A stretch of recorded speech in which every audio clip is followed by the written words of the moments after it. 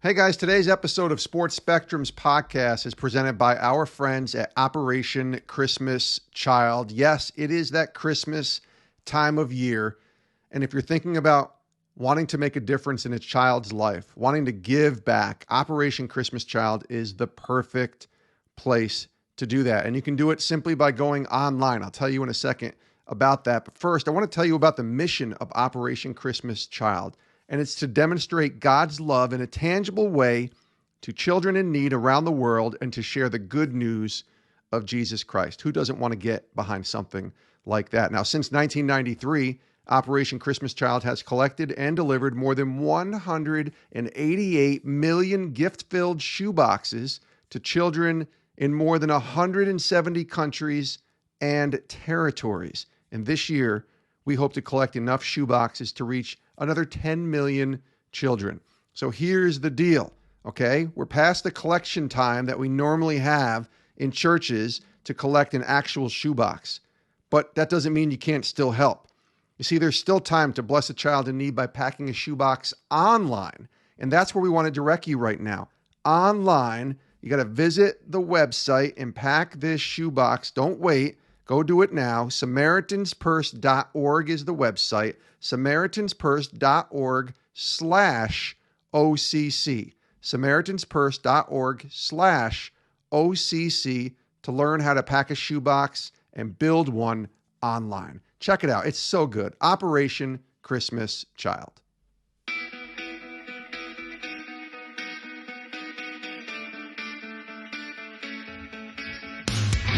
This is Sports Spectrum, the intersection of sports and faith, where we bring Jesus back into the conversation.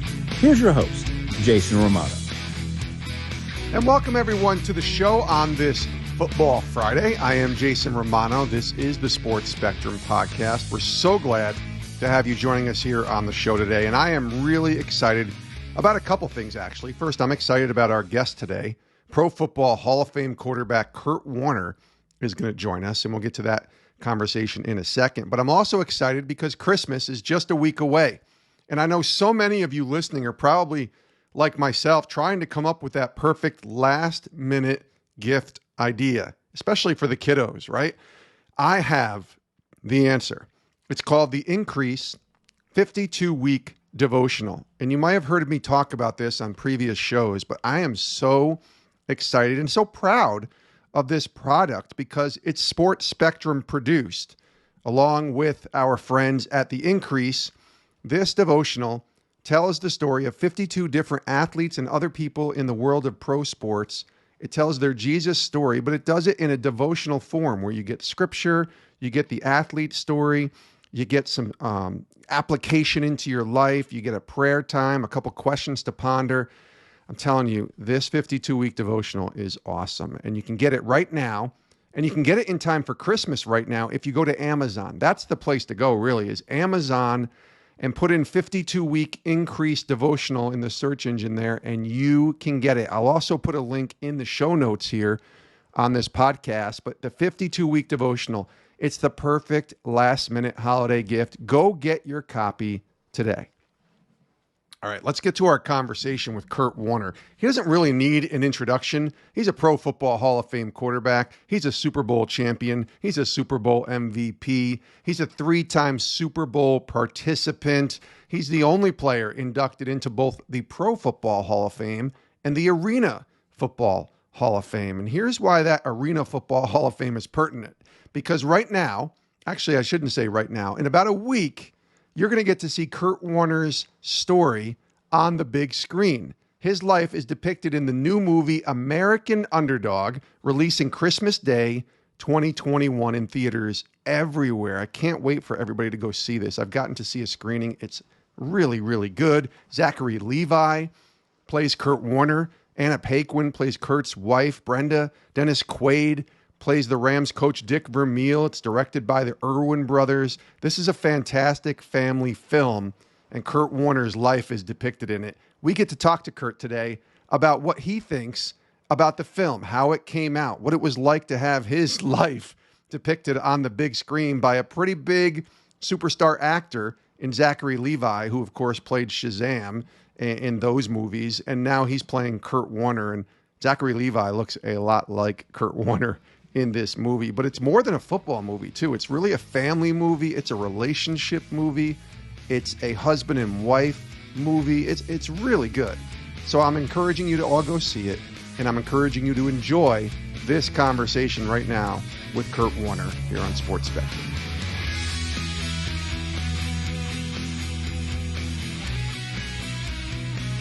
Kurt Warner, welcome to Sports Spectrum, my friend. How are you?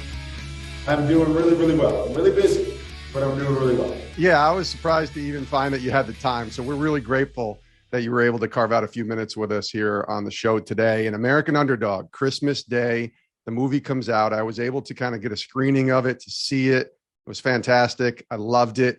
I'm just excited for people to have to see this movie and hear, your story in such a unique way. Tell me about the emotions you're thinking about as you think about Christmas Day and everyone getting to see this film.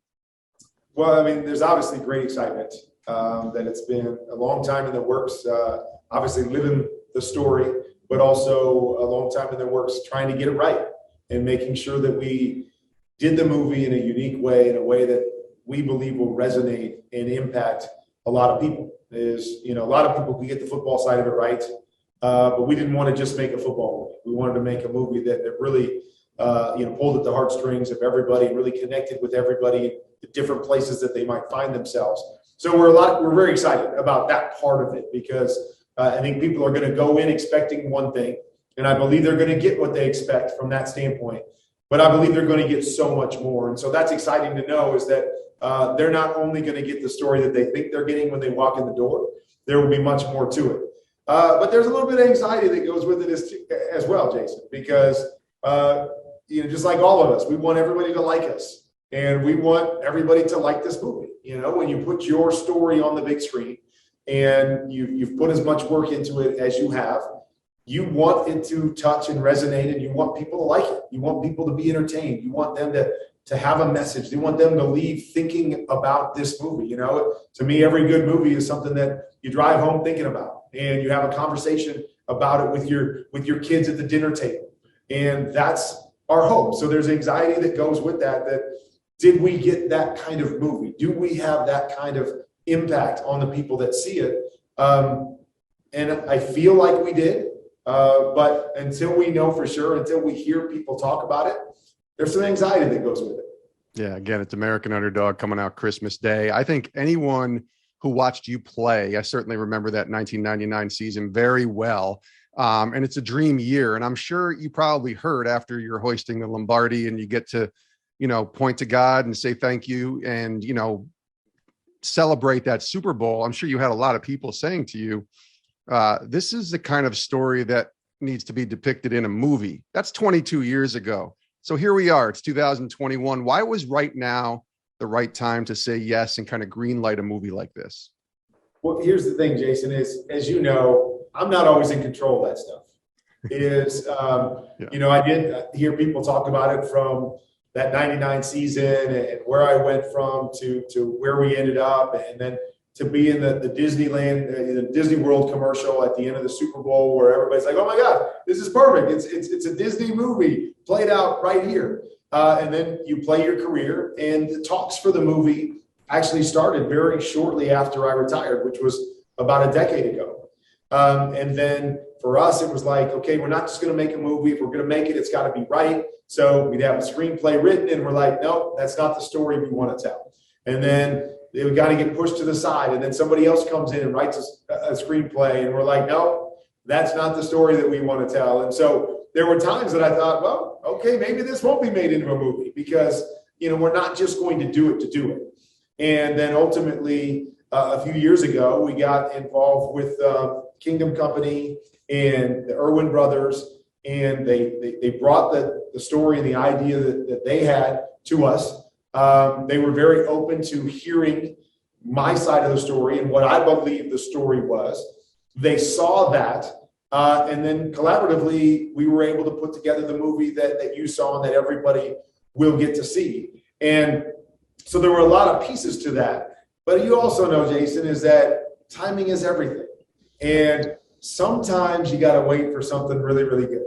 And, sometimes the perfect timing is what separates your career, your story, your relationship, your movie from everything else.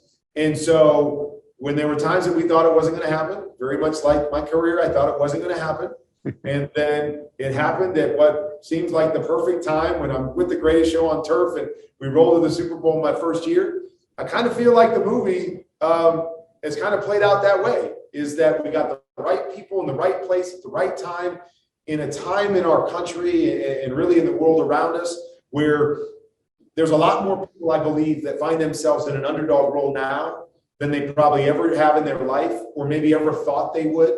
And so I just believe there's so many things that stacked up to say this is the perfect time for a movie like this. And so if we present the movie the right way and we give them the themes and the story that we believe that we've given them, it really is going to resonate with a lot of people that maybe find themselves in their supermarket moment, right? They find themselves in a place now that they never thought they would be 2 years ago. And they find themselves in a place going, okay, where do I go from here?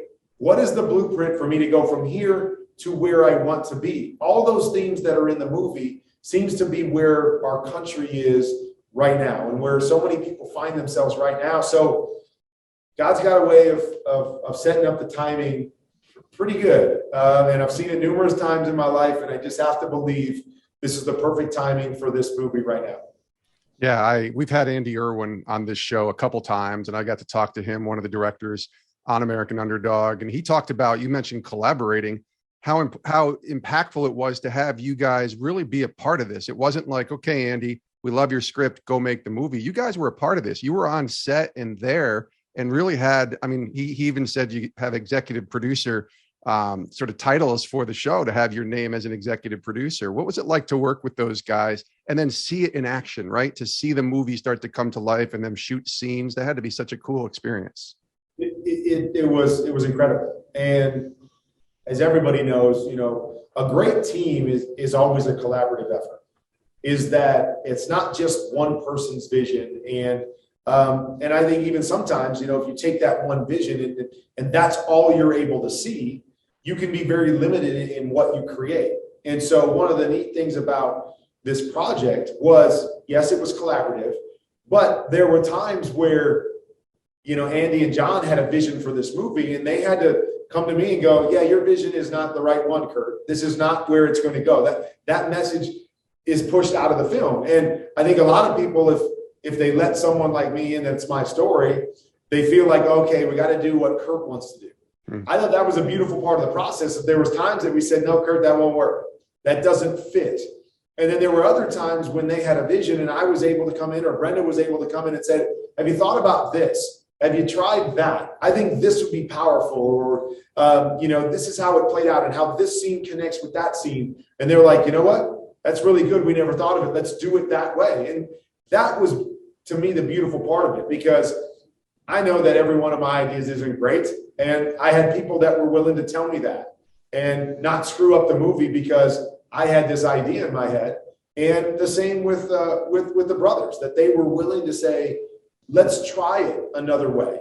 Let's make the best movie we can make. And the only way to do that is to take all of these ideas and put them out there and see how it works. And it's a hard part when you're living that life and it's your story to see certain things cut out, or to have certain scenes that you go, oh man, that has to be in the movie. And they're like, it just doesn't fit with the message we're trying to share. And ultimately that's what gets it done at the end of the day, because I'm not an expert in making movies and how you have to have that character arc and you have to have the highs and lows and the climax of the movie.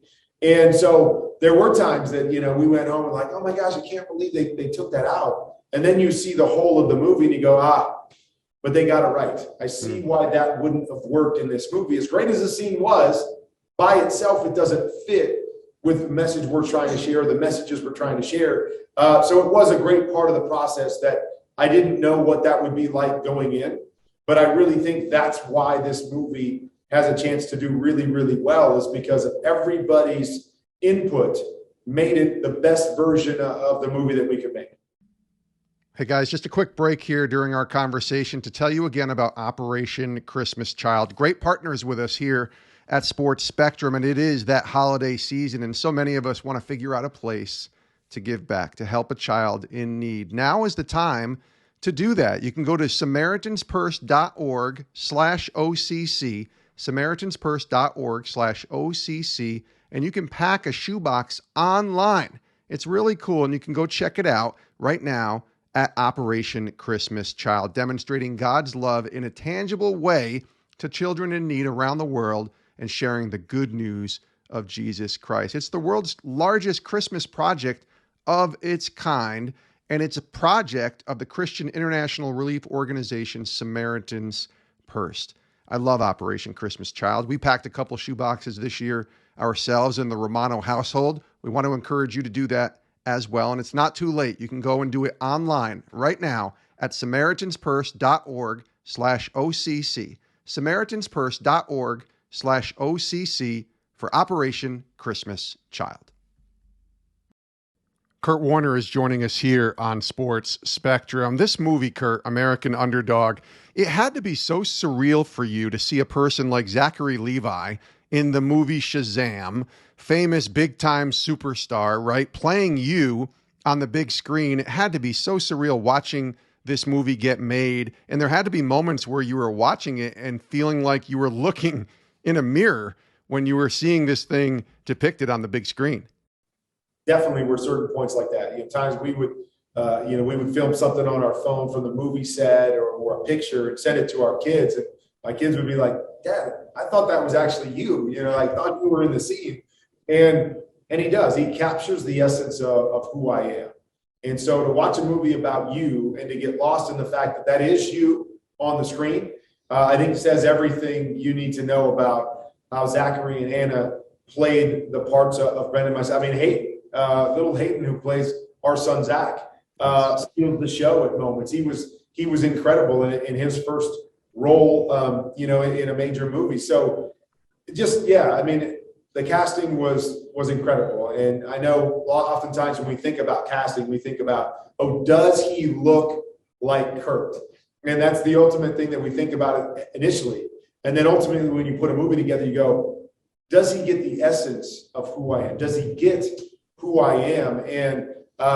And Zach did an unbelievable job with that. And I think a big part of it is because we're very similar individuals with what we believe and the character that we like to portray and the people that we want to be are very similar. And I think Zach was able to take that and run with it and do a tremendous job in the movie. Yeah, and you mentioned seeing your son, Zach, on screen. That, I'm not going to give it away, but there's a moment in that movie where you just kind of, okay, if you don't have the tissues with you, something's wrong with you, because there's such a cool moment. I want to just ask you about that unique relationship that you have with Zach, and then kind of seeing that portrayed and going back 20, 25 years to watch it kind of reenacted and what that was like for you. That part of the movie is awesome for me, because if there was anything in this script that was kind of my baby, it was making sure that Zach was a central figure in this movie, because we've all seen a lot of sports movies. And ultimately the theme in a lot of sports movies is, here's the young guy chasing his dream, and he's trying to make his dad proud. He's trying to prove something to his dad and that father figure in the movie. And I get that, and I fully understand that. But to me, a big part of this movie and our story was how Zach taught me, how I was inspired by my son, how I wanted to prove, based on everything that he had shown me and proven to me, that I could overcome and accomplish like he had overcome and accomplished. And, one of those things where we can be led by people that you might not on the surface expect yourself to be led by. That as a parent, I'm supposed to lead my kids. I'm supposed to teach my kids. I'm not supposed to be taught by them. They're not supposed to be able to lead me. But that to me was one of the key themes that I wanted to get across in this movie. Was I was inspired by my son, by a young man that most people look at and say, oh, he's got challenges. He can't do this. He can't be that. Here is this guy that ultimately becomes a Super Bowl champion at the top of the world in his sport. And a big reason that he got there was because he was inspired by this young man that he saw every single day, and the perseverance and the overcoming and the faith and belief in what he could be, even when the rest of us didn't even see it, even when his parents at times didn't see everything that he could be. And so that to me was a huge theme and a huge part of this movie that, when I talked about not getting it right, it was never in the other scripts. And with that not being in the script, I said, we'll never make that movie. That movie has to be, a love story between Brendan and myself. It has to be a love story between me and football, but it has to be the love story between me and Zach, and the parallels of our journeys in different ways, and how each of us needed the other one to get to where they were going. And so, I love that part of the movie. And I do believe that'll be a part of the movie that connects with a lot of people. But it was essential. This movie would not have been made had that relationship not have been shown the way that it is in this movie. Yeah, it's beautifully depicted. And the movie comes out again Christmas Day, American Underdog. It's got Zachary Levi, Anna Paquin, Dennis Quaid as Dick Vermeil, which was really a great job by Dennis playing your former coach. I'm excited for the movie. Can't wait for people to see it. As we wind down, I want to ask you about this past year, because this was a big year for you. You turned the big 5-0. I got 2 more years until I get there, Kurt, until I get 50 myself. And you're still as busy as ever. Even as we started, I said, how you doing? You're like, I'm super busy. And I see that because you're on NFL Network and you're on Westwood One and you're a husband and a dad, and you got your son Cade playing college football, your son Elijah in high school football. I think you're coaching him, if I'm following social media right. So what's going on here with this life that you're living? You'd think when you retire, you'd be less busy, but that does not seem to be the case, Kurt. You sound exactly like my wife. She's like, I retired 10 years ago and we're busier now than ever. I think there's a couple ways to look at it. Is the first way is I say to myself, I'm not done yet. I'm 50, but I feel like I got 50 more years in which I want God to use me and I want to have impact and I want to do something. And even though I don't know the completeness of what that next 50 years will look like, I believe I'm dabbling in different parts of that now. And I feel great. I'm healthy. I have the ability to do those things. And so I want to give back and impact people that way. It also, I'm busy, but there's a freedom in the busyness. Now, maybe not right now with the movie part of it and all this stuff going on. I'm kind of being pulled by the wind of all those different, the sails of all those different ships that I'm on. Yeah. But, from a normal standpoint, I have a lot of freedom, is that I get to do what I love to do. I get to, whether it's coach high school football or, talk about the NFL and follow the game. But I also get the freedom to be able to be home with my kids and go to their events and go see K-State play every single week, to coach my son Elijah, who will probably be playing in college, and going to see him and being around for my girls and what they're doing. And so to me, it's a great balance, is that it's retirement, because I believe retirement isn't sitting around and laying on a couch or playing golf every day. I believe retirement is being in a position where you can do what you love to do and have the freedom to do what you want to do. And that to me is where I'm at in life. And so sometimes it is crazy busy, but the great thing is there's not one thing that I'm doing, Jason, that I don't love that I'm doing. I love coaching my boys. I love watching my kids do their thing. I love the NFL and doing what I do with the network or calling games. I love my wife and the ability to have freedom to be with her and have date days more than we have date nights. I love all of that stuff. And so to me, this is perfect of what retirement should look like. So my last question, it's a question we ask a lot here on Sports Spectrum, the intersection of sports and faith. As you think about where you are in this movie, I'm just so excited for people to go see it, American Underdog. What's the great lesson that you think God is kind of showing you and teaching you in the stage of life that you're in? And a lot of the reflection that you just did and explained with all the things you have going on, what do you think the great lesson is that God is kind of showing you right now in your life? Yeah, I mean, it's so many different lessons, but I think a great message and lesson that I've continually taught by God is that that our path isn't always the best path.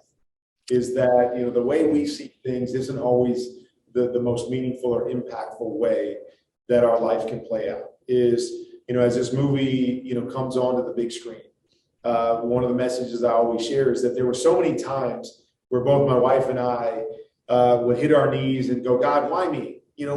Why do I have to sit on the bench? Why did I have to get cut? Why am I working in a grocery store? How the heck am I supposed to get out of a grocery store? And Brenda, why did this have to happen to my son?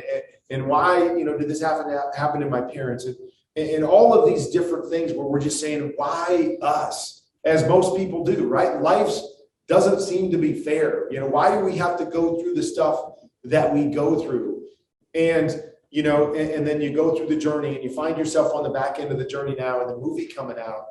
And now we hit our knees quite often and say, God, why us? Why did you choose us for this? Why did we get to have this story? And why did we get to have this kind of impact? Because, you pick up the Bible and you read it.